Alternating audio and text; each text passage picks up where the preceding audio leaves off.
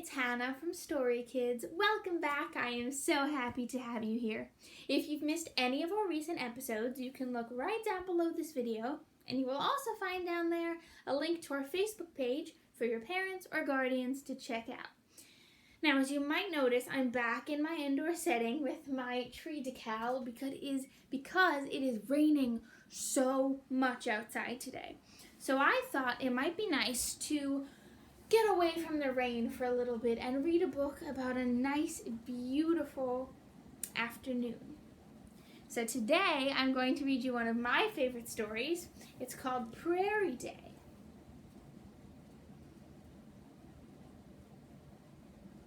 You might notice there's no author on the front of this book, although there is an illustrator. She's listed on the back cover, or he. Is it a he or she? No, she's listed on the back cover. But the reason that this book doesn't have an author, technically, is because it's adapted from a series of books called the Little House Books, as you can see there, and on that logo right there, it says Laura Ingalls Wilder. And Laura Ingalls Wilder is the author of a whole bunch of chapter books that are called the Little House Books. And these chapter books, there are so many of them. I have two here. I happen to own two. I own Farmer Boy, and I own On the Banks of Plum Creek. But there are a whole lot of them. You see, they're much bigger books. So Laura Ingalls Wilder is the main character in these books. They're sort of autobiographical, which means a biography is when you write about a person, another person. And autobiographical means you're writing a story about yourself. So Laura Ingalls Wilder wrote these sort of fictionalized autobiographies where she wrote about her own life, but parts of it maybe were exaggerated for a story, and then she published them. So I can read you a little bit about Laura Ingalls Wilder if you're interested. Here we go. The Little House Books, like these and these, tell the story of Laura Ingalls Wilder's life. She was born in 1867. My goodness! In the little log cabin on the edge of the big woods of Wisconsin. And through the years, she traveled with her family by covered wagon through Kansas, Minnesota, and finally the Dakota Territory, where she met and married Almanzo Wilder. There was deprivation. I haven't read this in a while. There was deprivation and hard work. Crops were ruined by storms and grasshopper plagues. Goodness gracious. But there were also the happy times of love and laughter, sleigh rides, holiday celebrations, and socials. These 9 titles, they're talking about these books, bring the Ingalls family vividly alive and capture the best of the American pioneer spirit. So there were 9 of these chapter books, and then they had a series about her mother and a series about her daughter, and all of these different series, all by Laura Ingalls Wilder, and all about her life. So, Prairie Day is adapted from this series of books, and it's part of the Little House series, except it's shortened and it has pictures for all of you guys. So, the Little House books, both this one and the bigger ones, were some of my all-time favorite books when I was your age and a little bit older for the for the chapter books. So today, without further ado, I know I've been doing lots of talking in this video, we're going to read Prairie Day. So keep in mind, this takes place in the past. She was born in 1867, and this book is about when Laura Ingalls was a child, so maybe this is in the 1870s sometime, which was about 150 years ago. That's a very long time. So keep that in mind, that this takes place a long time ago, but you might find out certain things were different, but certain things were sort of the same.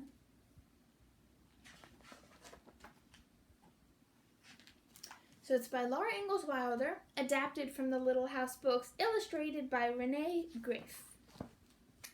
Here we go. Here's another picture.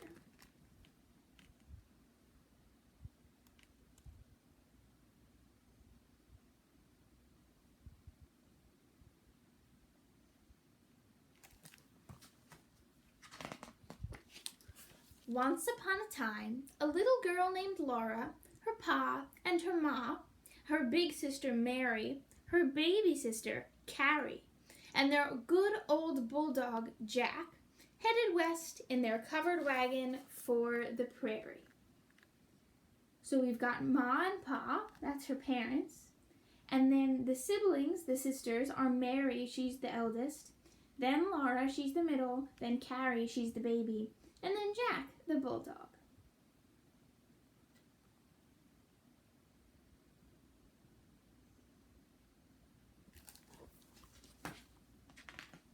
Is it a little bit dark in here? Everyone, I will be right back. I'm going to scooch over and turn on my lamp. There we are. That's much better. It's very important to read where you have light, because otherwise you can hurt your eyes for later on in your life. Okay, let's continue the story. Sorry, I did not mean to interrupt us there. So, they're driving in the covered wagon headed for the prairie. They drove through the snowy woods until they came to the town of Pepin. Pa went inside the store to trade his furs for things they would need on their journey. Ma and Laura and Mary ate bread and molasses in the wagon, and the horses ate corn from nose bags.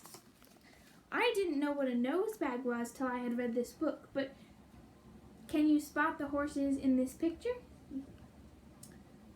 There they are, and they're eating from bags that are tied to their noses, so that's what a nose bag is, although I wouldn't try it on a human.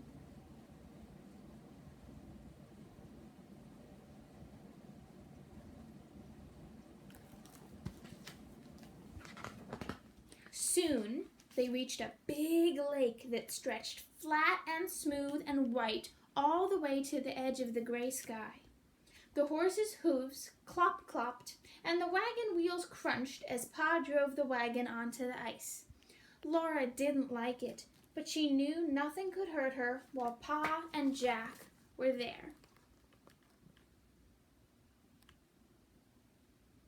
He's got lots of people protecting her and looking out for her.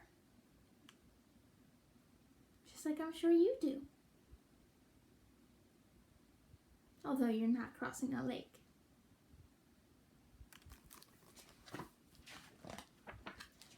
At last, the wagon came to a slope of earth, and there stood a little log house among the trees.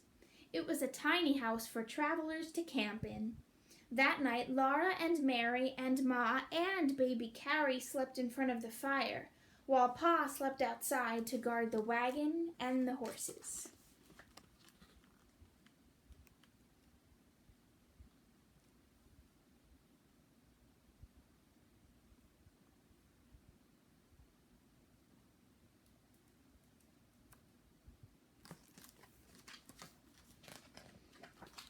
Every day after that, they traveled as far as the horses could go, and every night they made camp in a new place. They crossed too many creeks to count, and drove across long wooden bridges.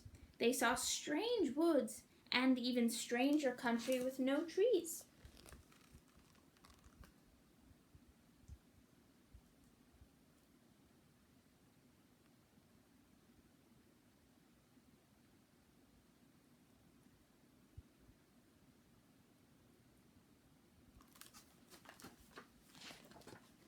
After many days and nights, they came to the Kansas Prairie, a flat land with rippling grass and a great big sky. The wind blew Laura's straight brown hair and Mary's golden curls every which way. You know, I realize some of you may not know what a prairie is, and after all, Prairie Day is the title of this book, so maybe we should go over it. A prairie is a big grassland where there are fields and fields and fields of nothing but flat land and grass. So that's what a prairie is. It's very unlike a forest or basically any place with trees. It's big and flat, sort of like a desert, except with grass instead of sand. Okay, let's keep going. Soon, Laura and Mary were tired of traveling with nothing new to look at. Poor Jack was tired too. At last, Pa stopped the wagon and said, "We'll camp here a day or two." He unharnessed the horses, and they rolled back and forth and over until the feeling of the harness was all gone from their backs. So the horses are so happy to be free. Can you spot them? They're right next to the wagon.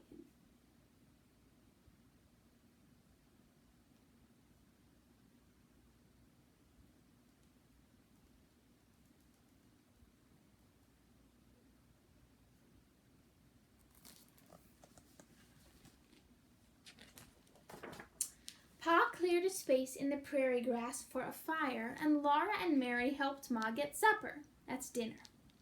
Pa brought water from a creek, and Ma mixed the water with cornmeal and salt and patted it into little cakes. She fried slices of fat salt pork in the iron spider. That's sort of like a pan. The cakes baked, the meat fried, and Laura grew hungrier and hungrier. That sounds delicious.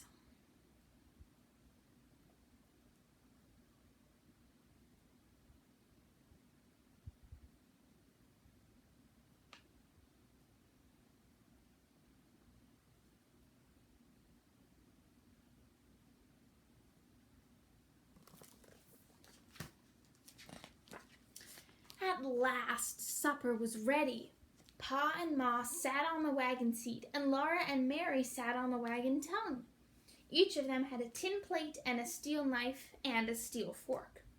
Pa had a tin cup, and Ma had a tin cup, and baby Carrie had a little one of her own, but Mary and Laura had to share their tin cup. They could only bring so much stuff on that wagon, right? Not a whole lot would fit.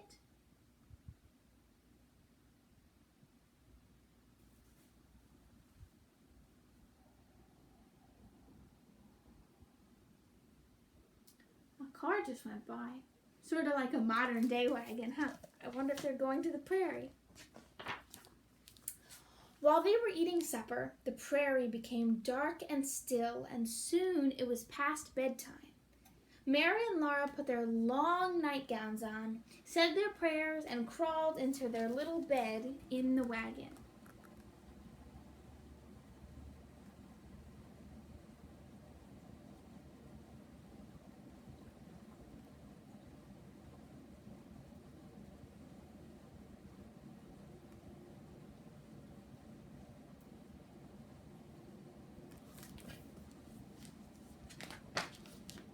The next morning, they all sat on the clean grass and ate pancakes and bacon and molasses.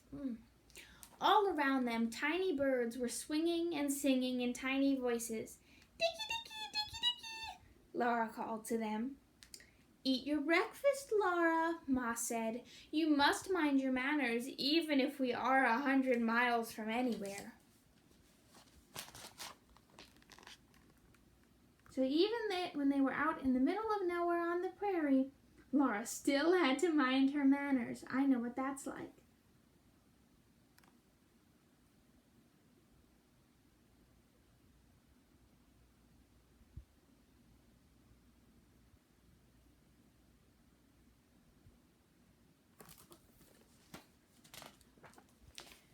After everything in the camp was tidy, Pa went hunting, and Laura and Mary went exploring. It was fun to run through the tall grass in the sunshine and the wind. There were huge rabbits and tiny dicky birds everywhere, and little brown striped gophers. Mary and Laura wanted to catch a gopher to take to Ma. Laura ran and couldn't catch one. They took some flowers to Ma instead of a gopher. She probably liked the flowers better anyway, huh?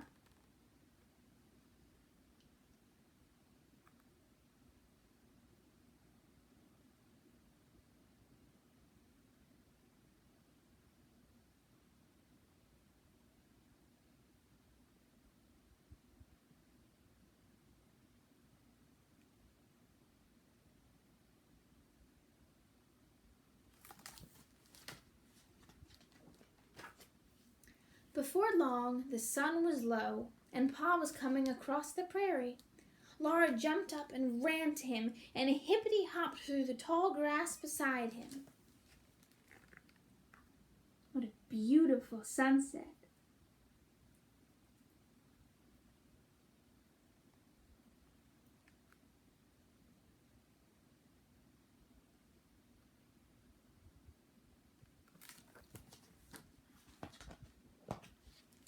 That night after supper, Pa's fiddle sang in the starlight.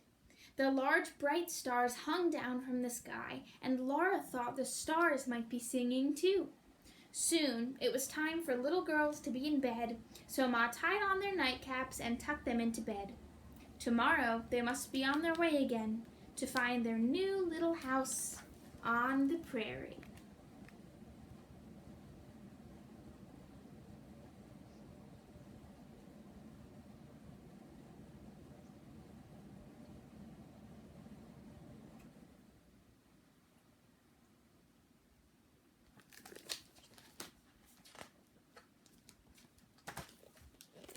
The end.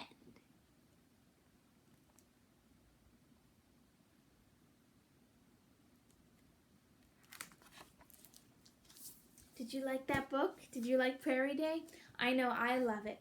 If you really enjoyed it, I know we haven't talked about it much, but this book is in a genre or a type of book called historical fiction, where it's a picture book, just like all the ones we usually read, but it comes from a story from history. So if you really liked learning about things that happened 150 years ago, there are lots of books that are called historical fiction, just like any other genre, like sci-fi or fantasy or comedy or horror. Those are all genres, and historical fiction is one of my favorite genres. So if you like historical fiction books, you can... you can't go to the library right now, but you can certainly look on the internet for lots of historical books and maybe even audiobooks to listen to, or just come here and I can read some historical fiction to you. And maybe when you get a little bit older, you can keep that in your brain. And if you really like this in particular, you can look for the Laura Ingalls Wilder Little House books, because there are so many of them and they're so good and they tell so many really interesting true stories. And if you're not a chapter book kind of guy or gal, there is also a Little House on the Prairie television series and maybe even a movie that ran for a very, very long time. So I'm sure you can find videos of that as well, although it might be a little bit violent, I'm not sure. So check with your parent or guardian before you watch that. But all of that to say, I really hope you enjoyed Prairie Day. You can tell how much I love it, and I really like learning about stories that happened in the past, and I hope you do too. But regardless, I hope you liked Prairie Day. And until next time, I'm Hannah from Story Kids. Keep on reading, everybody. Bye-bye.